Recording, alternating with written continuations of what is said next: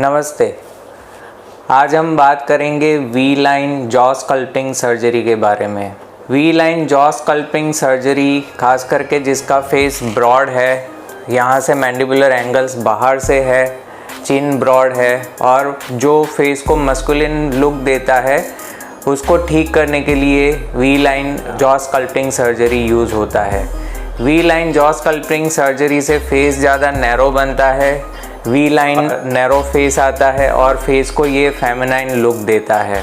We line jaw sculpting surgery को अलग अलग नाम से जाना जाता है, जैसे कि jaw contouring surgery, square face correction surgery या तो मैंडिबुलर एंगल रिडक्शन सर्जरी। तो आज के इस वीडियो में हम बात करेंगे we line jaw sculpting surgery में एग्जैक्टली क्या होता है, ये सर्जरी किसको कराना चाहिए, ये सर्जरी में कॉम्प्लिकेशंस क्या हो सकते हैं, ये सर्जरी का रिकवरी टाइम कितना है और we line jaw sculpting surgery में कॉस्ट कितना रहता है। तो आइए बात करते हैं we line jaw sculpting surgery में एग्जैक्टली होता क्या है। We line jaw sculpting surgery करके लोअर जॉ की साइज़ को रिड्यूस किया जाता है। लोअर जॉ को हम मैंडिबल के नाम से जानते हैं। ये सर्जरी हम पेशेंट को एडमिट करके ऑपरेशन थिएटर में जनरल एनेस्थेसिया में करते हैं। ये सर्जरी मुंह के अंदर से होती है, इंट्राओरल इंसिजन देके होती है, जिसके कारण फेस के ऊपर कोई भी स्कार नहीं रहता है। इस सर्जरी में मुंह के अंदर इंसिजन देके दोनों साइड पे मैंडिबल की सरफेस को एक्सपोज किया जाता है। ये सरफेस को एक्सपोज करके मैंडिबल के एंगल को ट्रायंगुलर शेप में कट किया जाता है। मैंडिबल की लोअर बॉर्डर को भी ट्रिम किया जाता है चिन तक। ये सर्जरी में जीनियोप्लास्टी करके चिन की जो विड्थ है उसको भी रिड्यूस किया जाता है और चिन को ज़रूरत के हिसाब से आगे या पीछे लेके उसको प्लेट और स्क्रू से फिक्स किया जाता है। इसके बाद जो इंसिजन लिया है वो इंसिजन को डिसोल्वेबल सूचर की मदद से क्लोज किया जाता है। इस सर्जरी से फेस में जो प्रोमिनेंट एंगल है वो रिड्यूस हो जाते हैं और फेस को एक सॉफ्ट अपीयरेंस और वी शेप लोअर जॉ मिलता है, जो फेस को ज़्यादा फेमिनाइन लुक प्रोवाइड करता है।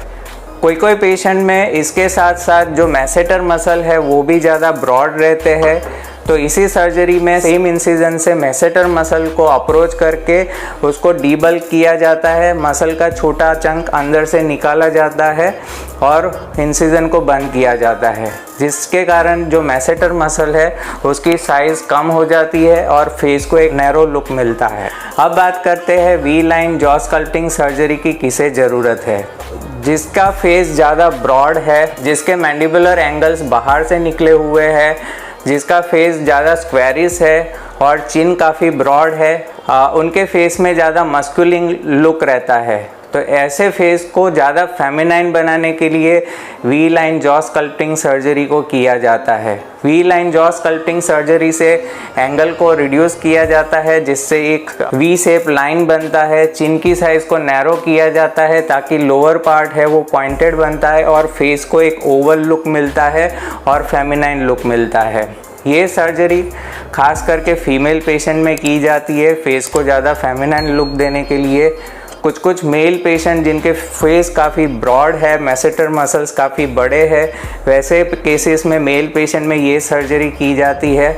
और ख़ास करके ट्रांसजेंडर पेशेंट में as a part of facial feminine surgery V line jaw sculpting surgery की जाती है।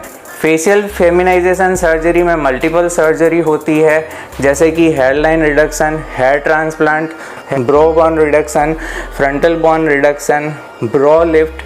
उसके साथ साथ राइनोप्लास्टी होती है नोज़ को ज़्यादा फेमिनाइन लुक देने के लिए, लिप सर्जरी होती है और ये सब सर्जरी के साथ we line jaw sculpting surgery को कंबाइन किया जाता है, जिससे फेस को ज़्यादा फेमिनाइन लुक मिलता है। अब बात करते हैं we line jaw sculpting surgery में क्या कॉम्प्लिकेशंस हो सकते हैं। We line jaw sculpting surgery को प्लानिंग से करना बेहद ज़रूरी है। लोअर जॉ के बीच में से एक सेंसरी नर्व पास होती है जो लोअर लिप को सेंसेशन देती है। अगर ये सर्जरी के दौरान हमारा ऑस्टियोटॉमी कट ज़्यादा ऊपर के साइड पे चला जाता है तो इस नर्व को डैमेज होने के चांसेस रहते हैं, जिसके कारण लोअर लिप पे नमनेस आने के चांसेस रहते हैं। अगर हमारा ऑस्टियोटॉमी कट कम या ज़्यादा रहता है तो हमारा जो एक्सपेक्टेड रिज़ल्ट है वो हमको नहीं मिल पाता है। इसलिए we line jaw sculpting surgery के लिए डॉक्टर सीटी स्कैन या तो सीबीसीटी एडवाइस करते हैं, जिससे जॉ बोन का पूरा 3D रिकन्स्ट्रक्शन होता है और एक 3D प्लानिंग कर सकते हैं। 3D प्लानिंग की मदद से हम कटिंग गाइड बनाते हैं, जिससे हम एक्यूरेटली जॉ को कट कर सकते हैं, जिससे नर्व डैमेज के चांसेस कम हो जाते हैं और एक सिमेट्रिकल रिजल्ट मिलने के चांसेस बढ़ जाते हैं। अब बात करते हैं जॉ स्कल्पटिंग सर्जरी की रिकवरी के बारे में।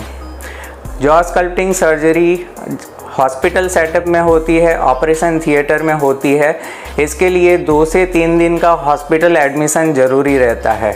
अगर इस सर्जरी को फेशियल फेमिनाइजेशन सर्जरी के साथ कंबाइन किया जाता है तो हॉस्पिटल स्टे थोड़ा बढ़ जाता है, जो कि 5 से 7 दिन का हो जाता है।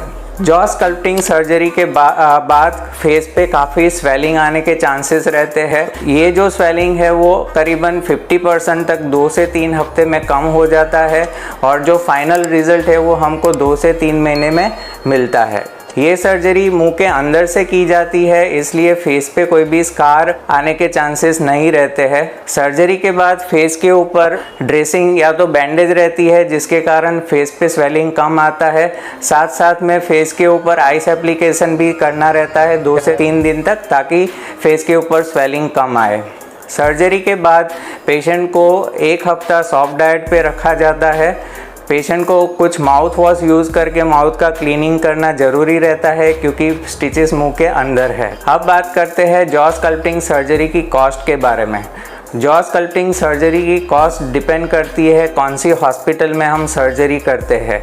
एवरेज जॉ स्कल्पटिंग सर्जरी की कॉस्ट करीबन 1.5 लाख से 3.5-4 लाख तक हो सकती है। आई होप कि ये वीडियो से जॉ स्कल्पटिंग सर्जरी के बारे में आपके जो डाउट है कुछ हद तक क्लियर हुए रहेंगे। अगर आपको और डाउट है तो आप नीचे दिए गए कमेंट बॉक्स पे आप कमेंट कर सकते हैं, या तो स्क्रीन पे दिए गए नंबर पे आप कॉल करके हमको पूछ सकते हैं। वीडियो देखने के लिए धन्यवाद।